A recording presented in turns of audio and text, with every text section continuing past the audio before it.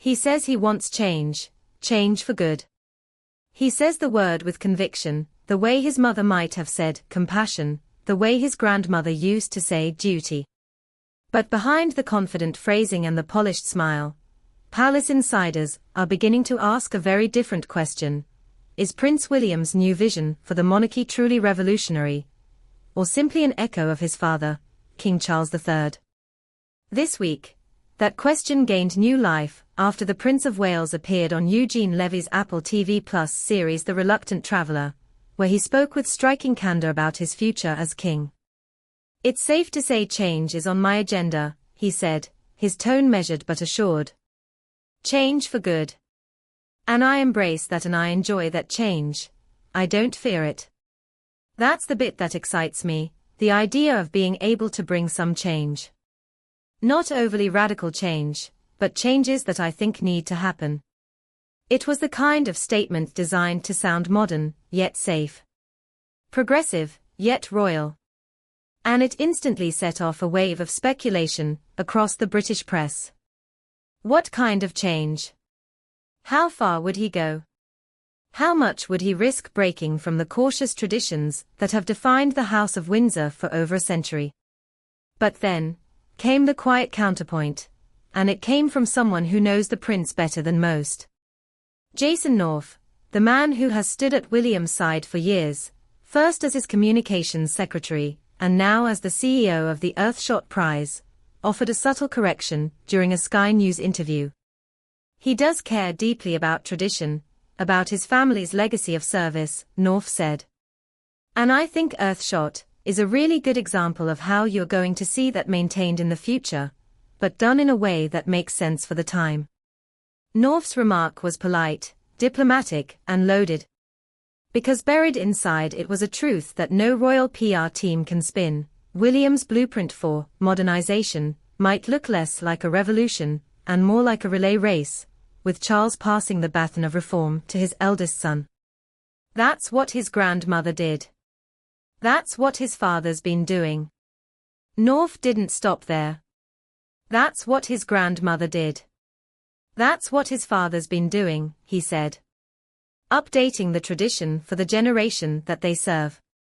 In other words, every generation thinks it's rewriting the monarchy, when in reality it's simply updating the software while keeping the same operating system. And that, royal observers argue, is precisely the point. The monarchy doesn't survive by being radical. It survives by being relevant enough to feel alive, but familiar enough not to scare its own subjects. A courtier speaking to the Telegraph put it bluntly, it's a bit like Doctor Who. The next one that comes along has to be completely different, but a bit the same. The institution regenerates itself. That's how it survives. That survival instinct, to change just enough, never too much, has been the monarchy's secret formula for over 1,000 years. From Elizabeth I's ruthless consolidation of power to Elizabeth II's carefully curated restraint, every sovereign has known the same rule: you can repaint the crown, but you can't recast it. And Charles, for all his caution, has been one of the monarchy's quietest reformers.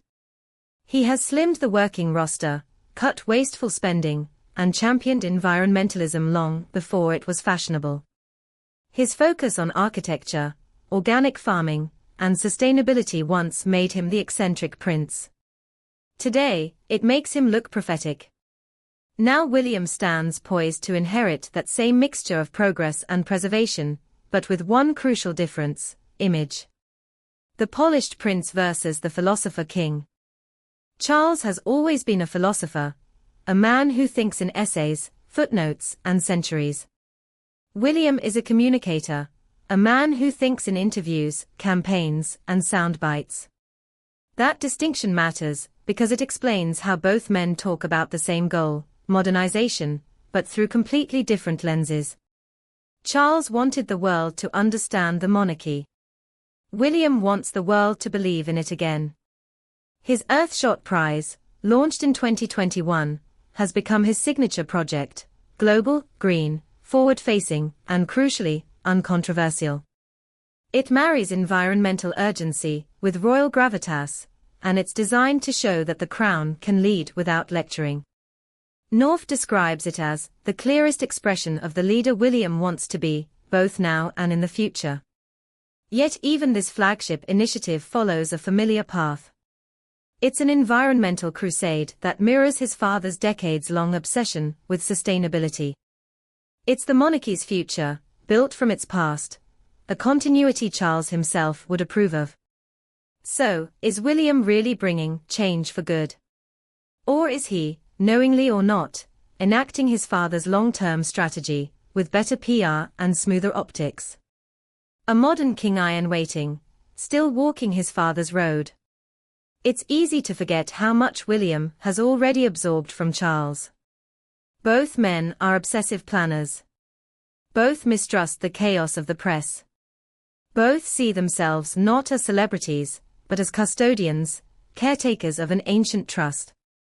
Even William's pledge to be a smaller royal echoes his father's decades-long wish for a streamlined, cost-effective monarchy. The difference is tone, not substance. Charles experimented with green farming, William turned it into global climate branding. Charles brooded over modern architecture, William launches podcasts and partnerships. Charles spoke to parliaments, William speaks to Netflix audiences through guests like Eugene Levy. It's evolution, not revolution. And if that sounds like faint praise, it shouldn't. The monarchy, by design, rewards continuity over charisma. The next one must be different, but the same, as the palace aide said. William, consciously or not, is fulfilling that prophecy perfectly. The weight of 3 generations. In truth, William's greatest challenge isn't whether he will change the monarchy. It's whether he can carry it across a social landscape where the royal mystique no longer guarantees public affection. Queen Elizabeth II reigned through wars, recessions, and scandals, yet maintained near untouchable popularity through stoicism and ritual. Charles inherited the throne in a fragmented era, with faith in institutions at an all-time low. William's task will be harder still, to make monarchy feel necessary in a world allergic to hierarchy. That's why his words to Levi matter. His trying to sound relatable, but not ordinary. Visionary, but not rebellious. It's a linguistic tightrope his grandmother mastered long ago.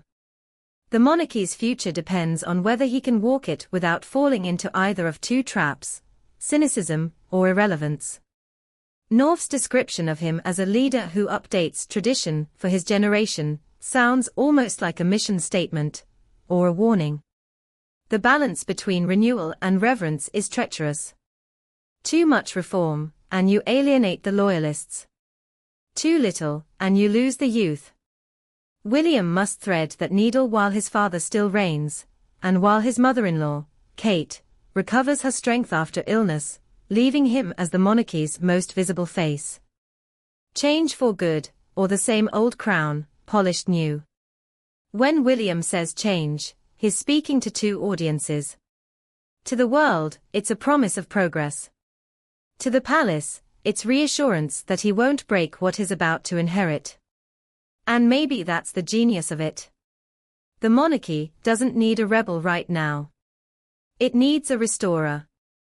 Someone who can make the institution feel humane again, without dismantling it in the process. So, yes, the Prince of Wales may sound like a modernizer. But every syllable of his change for good echoes a lesson passed down from King Charles, and from Elizabeth before him: adapt, gently. Never too fast. Never too far. Just enough. Because in the royal world, survival is the ultimate change. And that, more than any manifesto, may be the truest legacy both father and son will share.